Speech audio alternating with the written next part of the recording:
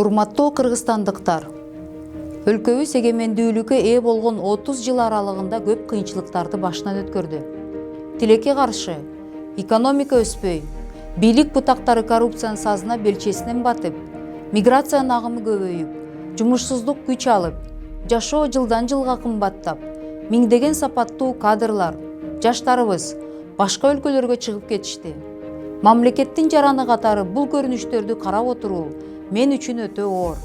Ошол себептен 2015 жылы Жогорку Кеңештин депутаттыгына ат салышып, бул системаны өзгөртүүгө, терс көрүнүштөр менен күрөшүүгө кадам таштагам. Бул көйгөйлөр менен жалгыз салгылашуу мүмкүн эмес эле.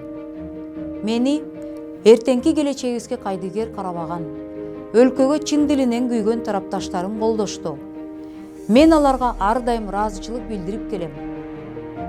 Жогорку Кеңештин депутаты, андан кийин вице-премьер болуп турганда, жарандарыбыздын турмушунун оңолушуна, өлкөбүздү өнүктүрүүгө багытталган иштерди аткарууга аракет кылдым.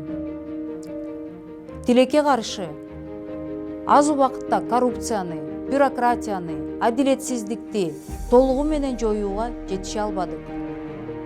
Саясаттан убактылуу четтеп турган учурда да коомдук иштерден алыстабай, өзүмдүн көз карашымды, пикиримди билдирип келдим.